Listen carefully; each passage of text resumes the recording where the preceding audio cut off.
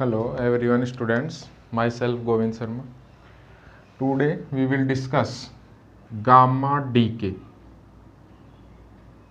ठीक है, और इसमें अपन सब पार्ट कौन सा, electric and magnetic multipole transition की बात करेंगे। ठीक है, क्या बात करने वाले इस लेक्चर में अपन कि गामा डीके क्या होता है, और गामा डीके में जो इलेक्ट्रिक और मैग्नेटिक मल्टीपोल रेडिएशन है या जो ट्रांजिशन है उसकी अपने को बात करनी। ये जो लेक्चर है ये कॉम्पिटिटिव एग्जाम आईआईटी जेम इसमें तो बहुत रेयर केस होता है, उसमें नहीं आता। नेट, गेट, जेस्ट और भी बहुत सारी एग्जाम है, उसके लिए भी अपन ये लेक्चर बहुत इम्पोर्टेंट है। तो सबसे पहले अपन इसकी क्या करेंगे, ट्रिक की बात करेंगे, और उस ट्रिक से क्या करेंगे कि कोई भी क्वेश्चन अगर अपने को आए तो कॉम्पिटिटिव एग्जाम में उसको डायरेक्टली कैसे सोल्व कर सकते हैं। और उसके बाद में इसकी डेरिवेशन की बात करेंगे कि वो जो फॉर्मूलेट लास्ट में जो रिजल्ट आता है वो कैसे आता है, ये अपने को बात करनी। तो एमएससी के स्टूडेंट जो न्यूक्लियर फिजिक्स के एग्जाम देंगे उनके लिए भी ये मोस्ट इम्पॉर्टेंट है, क्योंकि उनके इसकी डेरिवेशन पूछी जाती है। और जो कॉम्पिटिशन एग्जाम में बैठेंगे उनके लिए डायरेक्ट इसका क्वेश्चन पुटअप होता है। ठीक है, तो सबसे पहले इस लेक्चर में मैं क्या बात कर रहा हूँ, गामा डीके की बात कर रहा हूँ। क्लियर, गामा डीके क्या होता है? तो देखो, अपन ने इससे पिछले लेक्चर में सेल मॉडल की बात की थी, और सेल मॉडल क्या बोलता है कि जो न्यूक्लियस होता है उसमें भी न्यूक्लियर एनर्जी लेवल होते हैं। अब न्यूक्लियस में अगर एनर्जी लेवल्स होंगे तो न्यूक्लियस में कौन से पार्टिकल पाए जाते हैं, प्रोटॉन और न्यूट्रॉन। प्रोटॉन चार्ज पार्टिकल होता है, तो अपन ने पढ़ा था क्या होता है, इनके कोरस्पॉन्डिंग इनका इंट्रिंसिक मैग्नेटिक मूवमेंट होता है।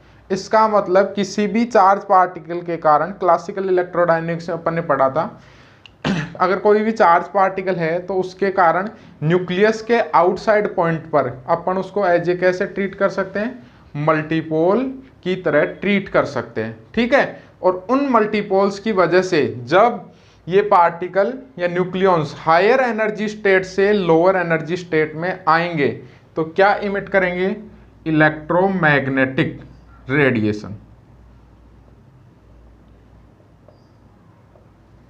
उस इलेक्ट्रोमैग्नेटिक रेडिएशन जो इमिट करेंगे उसी का नाम होता है गामा रेडिएशन या गामा डीके। वो जो मल्टीपोल रेडिएशन होंगे वो इलेक्ट्रिक टाइप का होगा या मैग्नेटिक टाइप का होगा, इसकी अपने को यहाँ पर बात करनी है। तो सबसे पहले मैंने गामा डीके समझ आ गया। देखो, दो फिनोमिना हो गए, ये अपने पास में एक न्यूक्लियस है और इसके बाद क्या होते हैं, एटॉमिक लेवल होते हैं। न्यूक्लियस में न्यूक्लियर एनर्जी लेवल होंगे, न्यूक्लियस एनर्जी लेवल न्यूक्लियस, और इसके बाद एटॉमिक एनर्जी लेवल हो। जैसे इलेक्ट्रॉन, अगर इलेक्ट्रॉन, ये कौन से एनर्जी लेवल है, एटॉमिक एनर्जी लेवल। दोनों में क्या फर्क है, ध्यान से समझ लेना।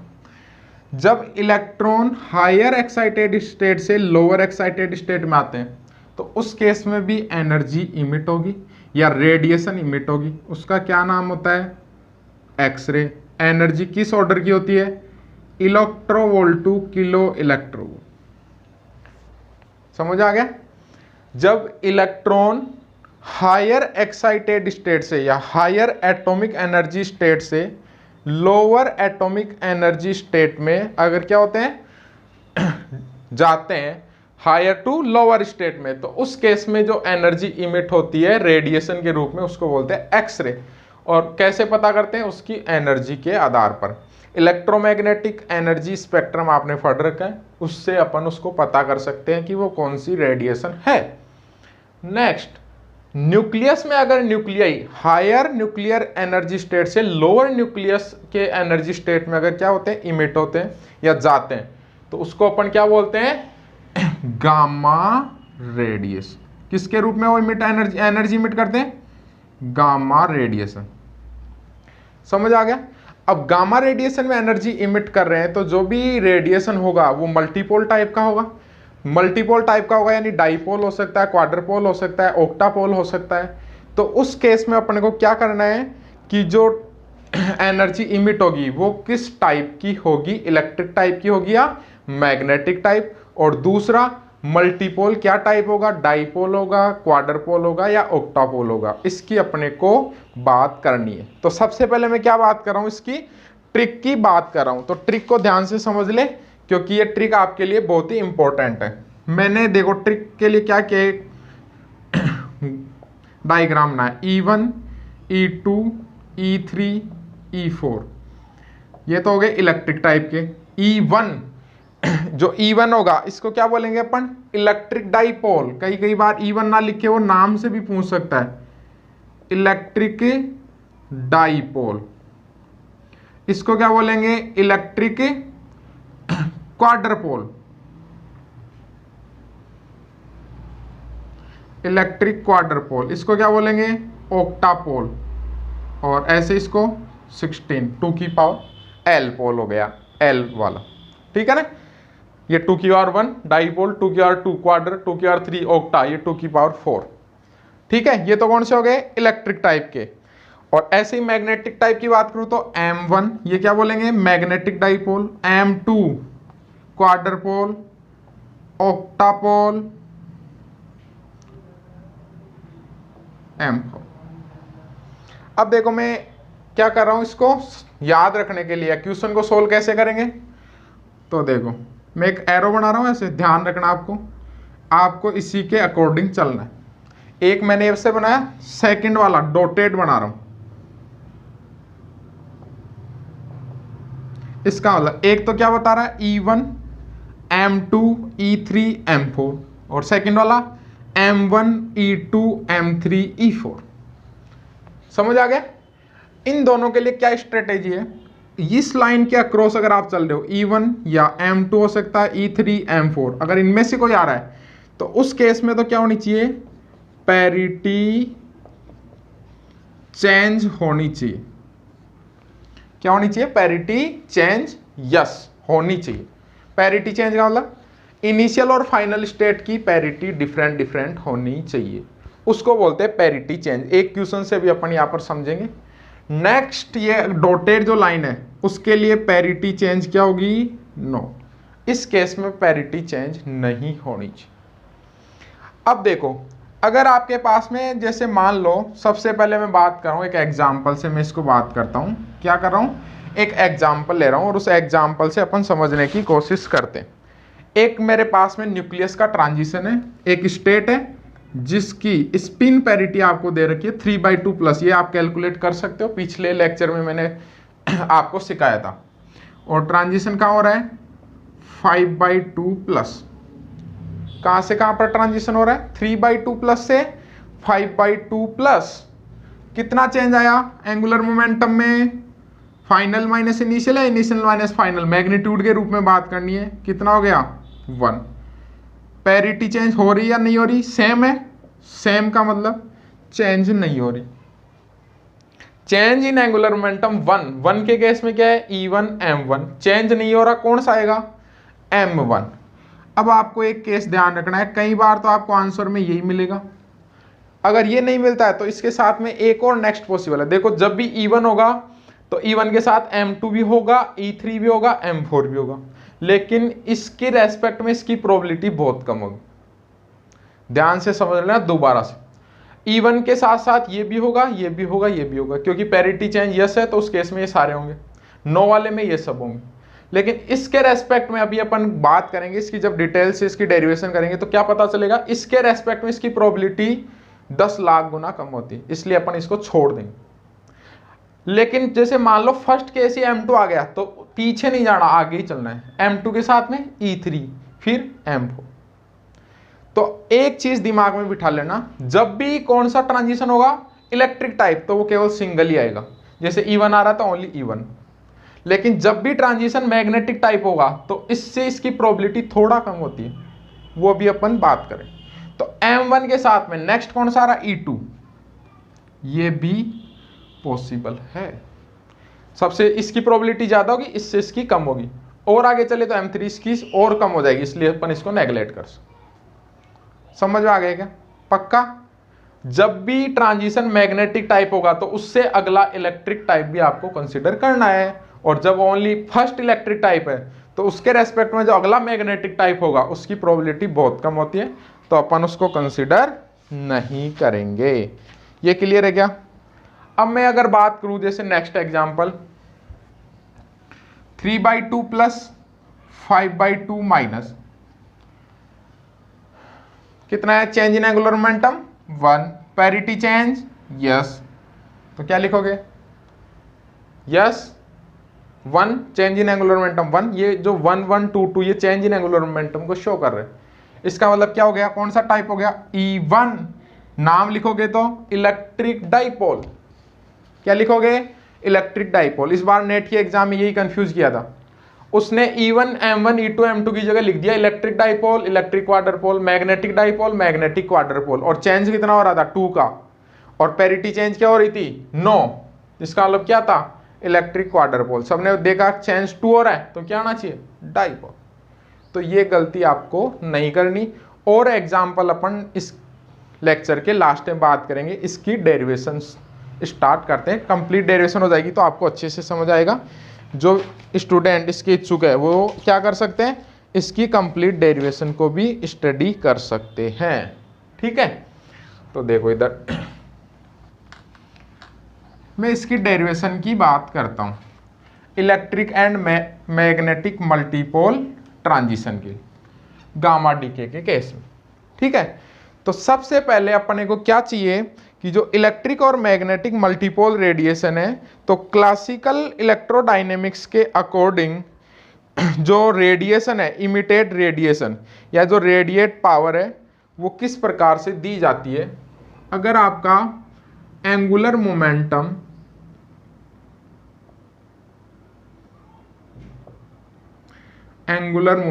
क्या है? L, और आपका कौन सा ट्रांजिशन है? इलेक्ट्रिक या मैग्नेटिक टाइप का, तो उस केस में अकॉर्डिंग टू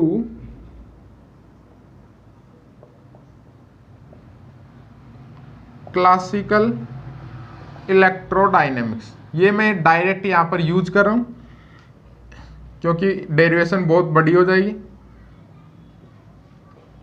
तो क्लासिकल इलेक्ट्रोडायनेमिक्स के अकॉर्डिंग जो रेडिएट पावर है, radiate power in terms of angular momentum L, उसका जो फॉर्मूला होता है वो क्या होगा? P sigma L। P क्या बता रहा है? रेडिएट पावर की प्रोबेबिलिटी। सिग्मा, ये L क्या है? एंगुलर मोमेंटम, और जो सिग्मा है वो क्या होगा? इलेक्ट्रिक टाइप, या सिग्मा का मान क्या हो सकता है? या तो इलेक्ट्रिक टाइप हो सकता है या मैग्नेटिक टाइप हो सकता है। इसकी जो वैल्यू है वो क्या होगी? 2L + 1 C epsilon 0 L 2L + 1 double factorial, इसका होल स्क्वायर, इसके बाद में ω/c इसकी पावर 2L + 2, और साथ में Q सिग्मा L इसका मॉडुलस का होल स्क्वायर। ये फॉर्मूला आपको याद रखना, 2L + 1 C epsilon 0 L 2L + 1 double factorial का होल स्क्वायर, ω/c की power 2L + 2 Q sigma L इसका होल स्क्वायर। और ये Q क्या बता रहा है? ये इलेक्ट्रिक और मैग्नेटिक जो टाइप्स है मल्टीपोल के, उनका एम्पलीट्यूड क्या है? एम्पलीट्यूड। ये है क्लासिकल इलेक्ट्रोडायनेमिक्स के अकॉर्डिंग। अगर अकॉर्डिंग टू क्वांटम मैकेनिक्स अपन बात करें, क्या बात करें? अकॉर्डिंग टू क्वांटम मैकेनिक्स, तो मैं क्या बात कर रहा हूं? Number of emitted photon per second, number of emitted photon per second. तो क्या करो? Lambda sigma L P sigma L और divide by h cut omega. ठीक है, इसका मतलब आपको निकालना है number of emitted photon per second. तो क्या करो आप एच कट ओमेगा से इसको डिवाइड कर दो, तो लेमडा एच कट ओमेगा, यहां भी क्या आ जाएगा एच कट ओमेगा। तो मैं क्या लिख सकता हूं अगर इसको मैं सिंप्लीफाई करूं, तो देखो 2l+1 एच कट, देखो ये ओमेगा से एक ओमेगा कम हो जाएगा, सी से सी कम हो जाएगा, इसका मतलब ओमेगा बाई सी की पावर क्या हो जाएगी अब 2l+1, और डिवाइड में ओमेगा कम हो गया S epsilon 0l 2l+1 double factorial whole square और q सिग्मा l और इसका मोड स्क्वायर। यहाँ तक क्लियर है, कोई डाउट किसी को? और q सिग्मा l, अब अपने को क्वांटम मैकेनिक्स है तो यहाँ स्टेट की बात करनी पड़ेगी। स्टेट की बात करनी है तो मैं q को किससे रिप्लेस कर दूंगा, QFI। I का मतलब है इनिशियल स्टेट और F का मतलब है फाइनल स्टेट। इसका मतलब QFI सिग्मा L, क्या लिख सकता हूँ इसको मैं, इंटीग्रेशन कैसे लिखते हैं श्रोडिंगर पिक्चर में, फाइनल फाइनल क्या होगा वेव फंक्शन, फिर ऑपरेटर और फिर इनिशियल वेव फंक्शन। तो क्या लिख सकते हैं Sai F final wave function, Q sigma L operator और साथ में इनिशियल वेव फंक्शन और DV या D2। और मैंने मान लिया कि जो मेरी स्टेट है वो क्या है नॉर्मलाइज। यहाँ तक कोई डाउट किसी को? ये मेरे पास में एक general number of emitted photon या हायर एक्साइटेड स्टेट से लोअर एक्साइटेड स्टेट में जब ट्रांजिशन होता है तो जो नंबर ऑफ फोटोन कितने इमिट हो रहे हैं पर सेकेंड उसकी वैल्यू मेरे को मिल गई। ये जनरल फॉर्मूला है इलेक्ट्रिक टाइप और मैग्नेटिक टाइप के केस में। अब अपने को इसको अलग अलग स्टडी करनी है, इलेक्ट्रिक टाइप के लिए और मैग्नेटिक टाइप के लिए अपने को बात करनी है। तो सबसे पहले मैं किसके लिए बात करता हूं इस फॉर्मूले की, फॉर इलेक्ट्रिक टाइप। किसके लिए बात कर रहे हैं, इलेक्ट्रिक टाइप के लिए सबसे पहले मैं बात कर रहा हूं। तो सबसे पहले इलेक्ट्रिक टाइप के केस में मेरे को इस ऑपरेटर की वैल्यू चाहिए QFI और साथ में Q की वैल्यू चाहिए।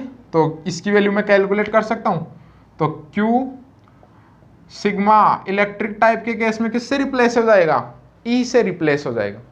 किससे रिप्लेस होगा, E इलेक्ट्रिक टाइप से। और इसकी जो वैल्यू होती है वो होती है ER⁴ ये मैग्नेटिक क्वांटम नंबर क्या है, मैग्नेटिक क्वांटम नंबर। अब आप इसको अलग अलग केस में इसकी वैल्यू कैलकुलेट कर सकते हो।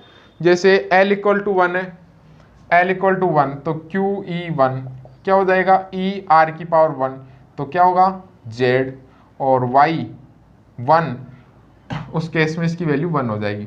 Z और जो भी वैल्यू होगी वो मिलके Z बनाइए, ठीक है। R cos थीटा होता ना, Y1 0 तो Z हो जाएगा। ऐसे ही L=2 तो QE2 उसकी वैल्यू क्या होगी E3Z² -R²। ये आपने मल्टीपोल ट्रांजिशन के केस में पढ़ रखा हो, ठीक है। ये तो सिंपल इनकी वैल्यू हो गई। अपने को तो मान किसका निकालना है, transition probability number of photon per second. Lambda की वैल्यू कैलकुलेट करनी है तो क्या कैलकुलेट करना है, ये Q कैलकुलेट करना है। और Q कैलकुलेट करने के लिए मेरे को क्या चाहिए, एक इनिशियल वेव फंक्शन चाहिए, एक फाइनल वेव फंक्शन चाहिए और एक ऑपरेटर की वैल्यू चाहिए। ऑपरेटर की वैल्यू मेरे को मिल गई, क्या है ER⁴LYLM। तो देखो क्या काम किया गया, इसको सिंप्लीफाई करने के लिए कुछ अजम्पशन माने गए। क्या माने गए, कुछ अजम्पशन माने गए। और वो अजम्पशन क्या थे कि अपने को QFI इसकी वैल्यू कैलकुलेट करने के लिए इसको 2 पार्ट्स में अलग अलग पार्ट में डिवाइड किया गया, एक रेडियल पार्ट और एक एज्यूमेथल पार्ट।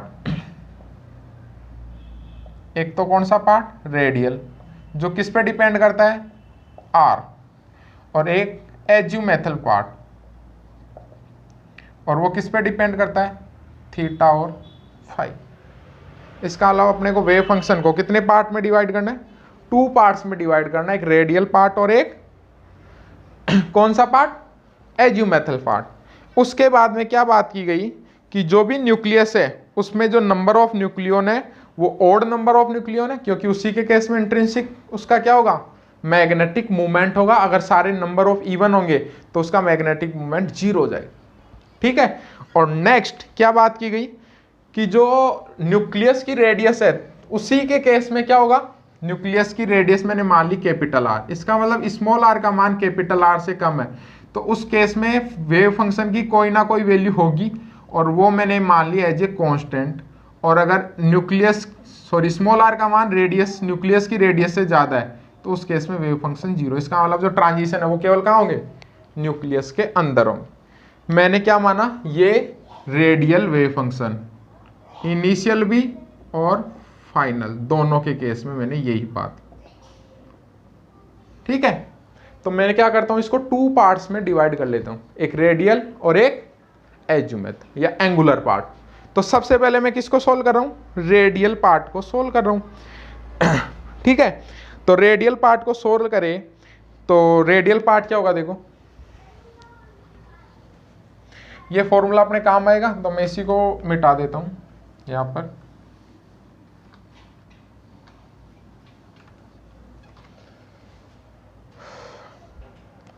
रेडियल पार्ट की अगर मैं बात करूं तो नाउ टेकिंग रेडियल पार्ट, देखो रेडियल पार्ट की जो लिमिट होगी वो कहां से कहां तक आएगी, 0 से कैपिटल आर, क्योंकि जो न्यूक्लियस है उसी के केस में क्या कर रहा है, वेव फंक्शन एग्जिस्ट कर रहा है। Final radial wave function, operator भी पढ़ा था, ई आर की power L Y L M, ये फंक्शन थीटा पाई पे डिपेंड करता है, ये कांस्टेंट है, लास्ट में से कैसे रख देंगे। तो इसमें ओनली जो रेडियस या रेडियल पार्ट जो होगा उसी को अपन यहाँ कर लेना है, तो वो कौन सा है, आर की पावर एल इनिशियल। और जो वॉल्यूम होता है वो स्पेरिकल कोऑर्डिनेट में बात करेंगे, क्या होता है, R square sine theta D R D theta D phi. Radial part कौन सा है, आर स्क्वायर डी आर, और डिवाइड में 0 से R, final wave function initial wave function R square D R. देखो ये दोनों तो कांस्टेंट है, ये भी कांस्टेंट है, 12 के कैंसिल हो जाएंगे। ऊपर तो क्या बचा, आर की पावर 2 प्लस एल, और इसका इंटीग्रेशन करोगे तो क्या होगा, एक बढ़ जाएगी, एक्स की पावर एन का क्या होता है, एक्स की पावर एन प्लस 1 बटे एन प्लस 1, तो क्या लिख सकता हूँ मैं, डायरेक्ट इंटीग्रेशन कर दूँ, एल प्लस 3 डिवाइड में एल प्लस 3, और लिमिट भी रख दो साथ में, और डिवाइड में क्या हो जाएगा, आर क्यूब, और ऊपर चला जाएगा 3। तो क्या वैल्यू आ गई इसकी, 3 अपॉन एल प्लस 3 आर की पावर एल। कर सकते हो तो सिंपल,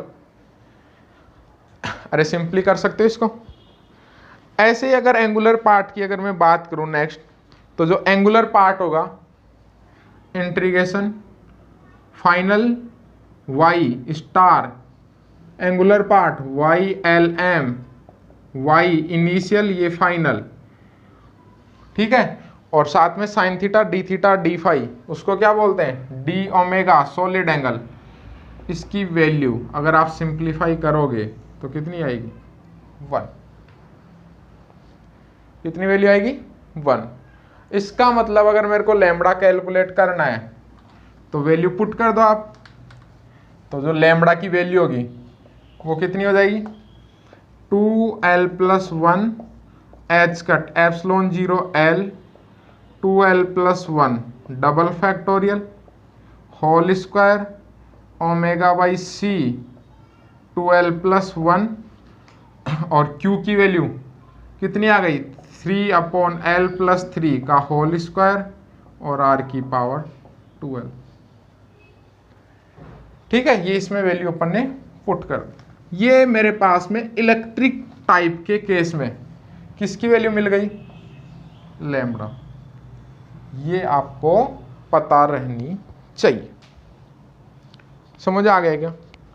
अब अपने को देखो यहाँ पर जो भी वैल्यू है, मैक्सिमम वैल्यू नॉन है, ये ओमेगा, इसको एनर्जी की टर्म्स में भी कन्वर्ट कर सकते हैं अगर एनर्जी की वैल्यू पता हो। किससे मल्टीप्लाई कर दिया, एच कट से ऊपर नीचे मल्टीप्लाई, तो एच कट ओमेगा क्या बन गया, एनर्जी। आर को मैं क्या लिख सकता हूँ यहाँ पर न्यूक्लियस के केस में, आर नॉट ए की पावर 1/3।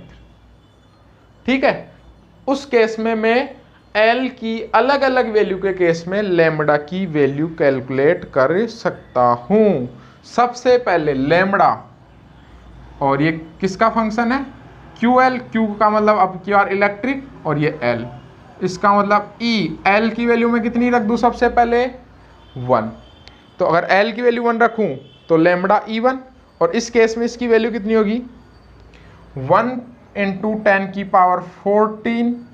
1 रखोगे तो एनर्जी की वैल्यू कितनी आएगी, E3, और यहाँ भी 1 रखोगे तो देखो R इक्वल टू क्या है, आर नॉट ए की पावर 1/3, और इस पूरे की पावर 12।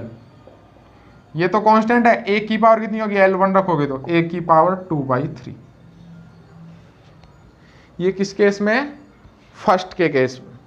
ऐसे सेकंड की बात करोगे, E2, तो लैम्बडा क्या, E2, और E2 के केस में इसकी जो वैल्यू होगी वो कितनी होगी, 7.3 × 10 की पावर 7 ई की पावर 5, ए की पावर कितनी होगी इस बार, 4/3।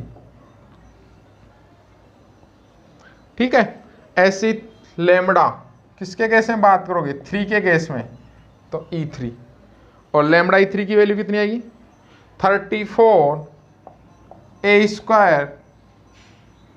ई की वैल्यू पहले ई के केस में बात करें तो 3 रखोगे तो कितना आएगा, 7, और ए 6/3, 2, ई की पावर 7 A²। यहाँ तक क्लियर है, आगे भी आप फॉर्मुलेट कर सकते हो, सब वैल्यू आपको नॉन है, सब रख दो। इसको मैंने ई का मान लिया, और बाकी आर नोट की वैल्यू आपको होता है 1.1 फर्मी होती। ठीक है, समझ आ गया क्या, यहाँ समझ आ गया क्या सबको। अब यहाँ जो एनर्जी रखनी है वो मेगा इलेक्ट्रोवोल्ट में, और ये आएगा पर सेकंड है तो सेकंड इनवर्स इसकी यूनिट हो। अब देखो, जैसे जैसे अपन हायर मल्टीपल की तरफ जा रहे हैं उनकी प्रोबेबिलिटी क्या हो रही है, डिक्रीज। या 10 की पावर 14 या 10 की पावर 7, 10 की पावर 7 से क्या हो गई, कम, या 10 की पावर 7 या 10 की पावर 0। इसका मतलब हायर मल्टीपल की तरफ अपन जाएंगे तो उनकी ट्रांजिशन प्रोबेबिलिटी क्या हो जाएगी, कम होती चली जाएगी। ये सबको क्लियर है। ये किस केस में अपन बात करें, इलेक्ट्रिक टाइप के केस में बात करें। क्लियर है कैसे उनकी ट्रांजिशन प्रोबेबिलिटी कम हो रही है। इसका मतलब इलेक्ट्रिक के केस में जो ट्रांजिशन प्रोबेबिलिटी है वो तेजी से डिक्रीज हो रही। अब मैं नेक्स्ट किसकी बात करता हूं, मैग्नेटिक टाइप की बात करता हूं। किसकी बात कर रहा हूं, मैग्नेटिक टाइप की बात कर रहा हूं।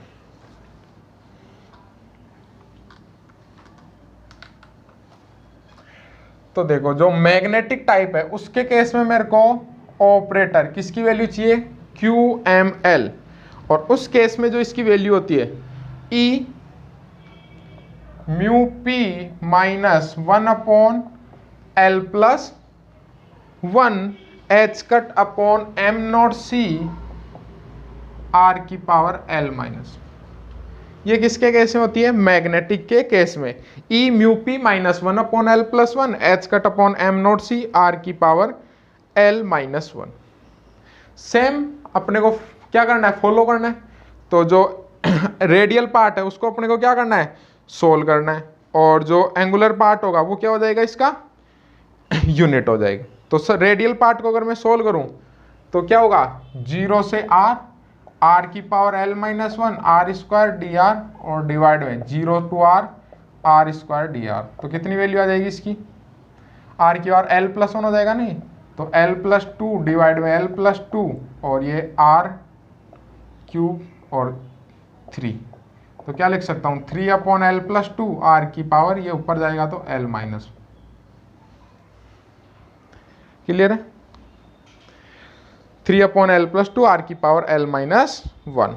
अब वापस से इसको सोल्व करें तो क्या वैल्यू आएगी,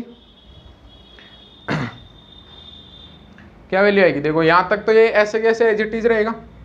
ये वैल्यू तो अपन ने यहां पर पुट की थी, तो ये वैल्यू वापस से पुट कर दें तो क्या होगा, पिछले वाले में E रखना भूल गए थे, ये उसमें रखना आप, ये E² हो जाएगा, ये म्यू पी माइनस 1/L+1 इसका होल स्क्वायर हो जाएगा। ये क्या हो जाएगा, h cut upon m nought c इसका होल स्क्वायर, और इसको सोल्व कर लिया अपन ने, वैल्यू कितनी आ गई 3/L+2 का होल स्क्वायर और r की पावर 2L-2। ये किस केस में वैल्यू आ गई, मैग्नेटिक टाइप के केस में। ठीक है, अब ये जो म्यू पी माइनस 1/L+1 है, ये म्यू मूवमेंट है, इसकी अप्रोक्सीमेट जो वैल्यू होती है आप डायरेक्ट यहाँ पे यूज करें, नहीं पता तो म्यू पी माइनस 1/L+1 और इसका होल स्क्वायर, अप्रोक्सीमेट वैल्यू क्या होती है 10। अब अपने को क्या करना है, सेम ये मैग्नेटिक टाइप, अब अपने को सेम वही क्या करना है प्रोसेस, सबसे पहले L की वैल्यू 1, तो जो फर्स्ट है मैग्नेटिक डाइपोल उसकी जो वैल्यू आएगी, सारी वैल्यू अगर आप पुट करोगे तो वैल्यू आएगी 5.6 इंटू 10 की पावर 3, 5.6 इंटू 10 की पावर 13, सॉरी 5.6 इंटू 10 की पावर 13। ठीक है, E की क्या वैल्यू आएगी, ई क्यू, और R निकालना चाहोगे तो क्या लिखो यहाँ पर R नोट ए की पावर 1/3, तो R नोट तो कांस्टेंट है, ए की पावर की बात करें L की वैल्यू 1, 2 - 2 0, ए की पावर 0, इसका मतलब ये ए पे डिपेंड नहीं करेगा। क्लियर है। ऐसे ही नेक्स्ट में किसकी बात करूं, M2, तो सारी वैल्यू अगर आप पुट करोगे तो जो मैग्नेटिक क्वाड्रपोल है उसके केस में जो ट्रांजिशन प्रोबेबिलिटी पर सेकंड है उसकी वैल्यू आएगी 3.5 इंटू 10 की पावर 7, E कितना आएगा 5, और ए की पावर कितनी आएगी 2 रखोगे, 4 में से दोगे तो 2, तो ए की पावर 2/3। ठीक है, नेक्स्ट ऐसे एक और बात कर लेता हूं मैं, लैम्डा M3, तो उस केस में जो इसकी वैल्यू होगी वो कितनी होगी 16, ई की पावर 7 और ए की पावर 4, तो ए की पावर 4/3। ठीक है, ये अपने पास में क्या आ गई, ट्रांजिशन प्रोबेबिलिटी मैग्नेटिक मल्टीपोल के केस में, और पीछे वाली ट्रांजिशन प्रोबेबिलिटी किसके केस में आई थी, इलेक्ट्रिक मल्टीपोल के केस में। तो अब अपने को एक बात तो यहाँ से क्लियर हो गई कि जो सबसे डोमिनेंट पोल होते हैं वो कौन से होते हैं, लोअर ऑर्डर, चाहे इलेक्ट्रिक की बात करूँ चाहे मैग्नेटिक की, इलेक्ट्रिक या मैग्नेटिक दोनों के केस में आप बात कर लो, तो जैसे मैग्नेटिक डाइपोल है वो सबसे ज्यादा डोमिनेंट होगा, उससे कम मैग्नेटिक क्वाड्रपोल और उससे कम ऑक्टापोल। ठीक है, और ये भी अपन को पता चल गया कि जैसे E1 और M1 दोनों के कंपैरिजन की बात करूं तो जो ज्यादा डोमिनेंट होगा वो कौन सा होगा, इलेक्ट्रिक बजाय मैग्नेटिक। तो अब आपको समझ आ गया होगी जब भी मैग्नेटिक है तो उससे अगला इलेक्ट्रिक को कंसिडर करना पड़ेगा, क्योंकि उन दोनों को आप M1 और E2 को कंपेयर कराओ, उनमें कम डिफरेंस है बजाय E1 और M2। ठीक है, समझ आ गया।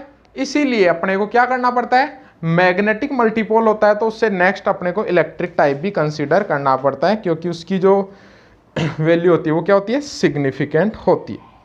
अब अपने को पैरिटी कैसे चेक करनी है, तो जो पैरिटी होती है इलेक्ट्रिक टाइप के केस में वो तो पैरिटी का मान होता है -1 की पावर L, L रख दो आपको, उसकी पैरिटी पता चल जाएगी। इलेक्ट्रिक के केस में तो फॉर्मूला ये होता है पैरिटी का, और जो मैग्नेटिक का केस होता है उसके केस में जो पैरिटी होती है उसकी वैल्यू होती है -1 की पावर L+1। L आपको गिवन है, तो उससे क्या कर सकते हो आप, सिलेक्शन रूल को क्या कर सकते हो, फाइंड आउट कर सकते हो। चेक करते हैं, देखो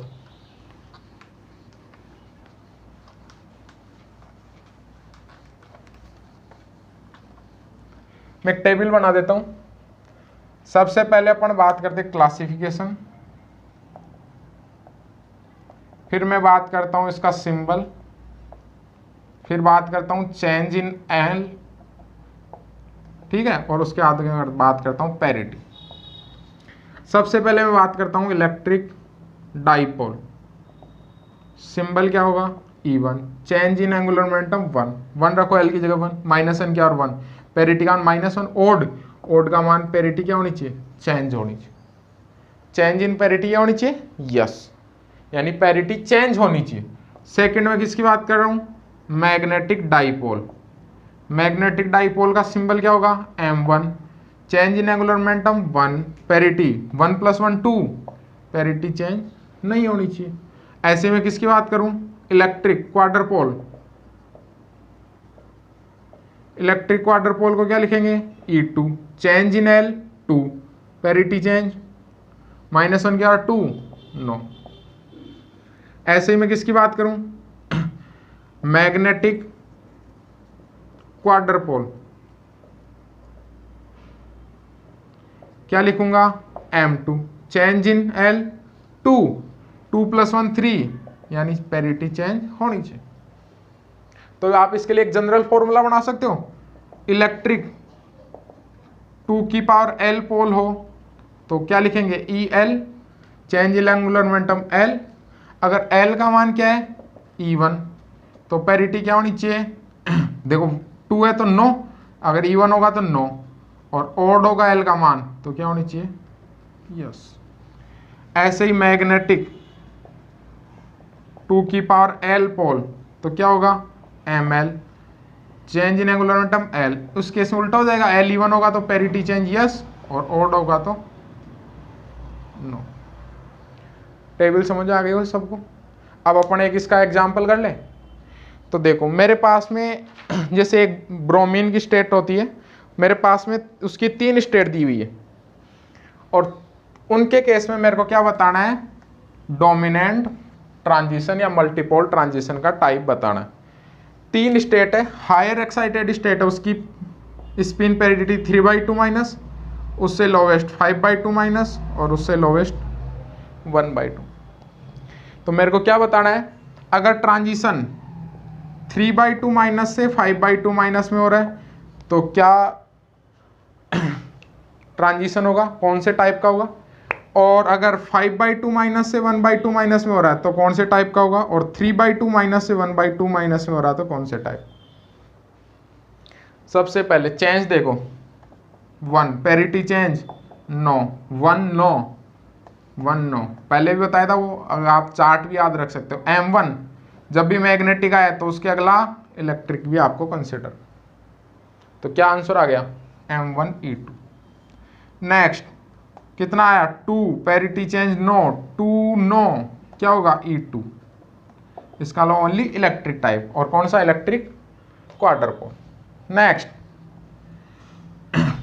3/2 में से 1/2, 1 पैरिटी चेंज नो, तो 1 नो, कौन सा आएगा, M1।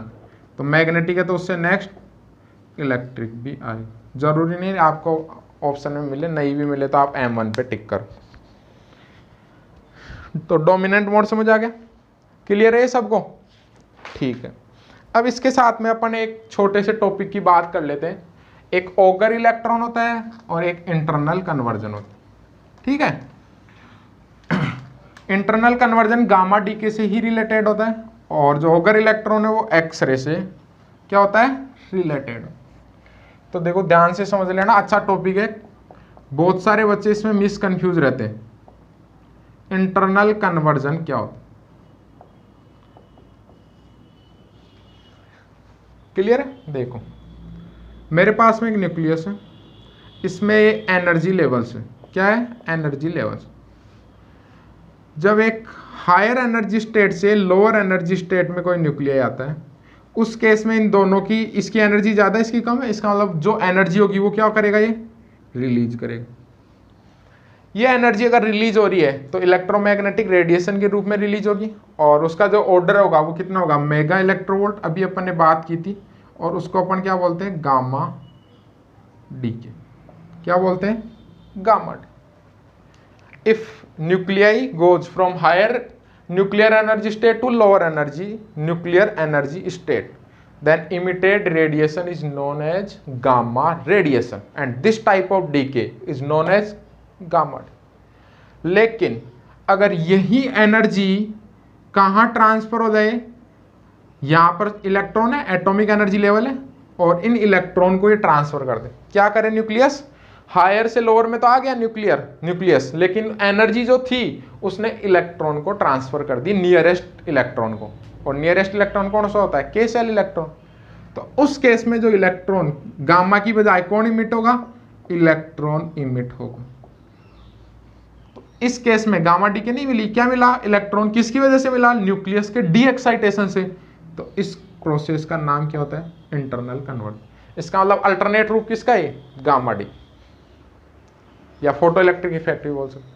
फोटो इलेक्ट्रिक में भी ये होता है ना, बाहर से एनर्जी डालते हो इलेक्ट्रॉन निकलता है, इसमें सेल्फ प्रोसेस और ये न्यूक्लियस एनर्जी दे रहा और इलेक्ट्रॉन निकल रहा।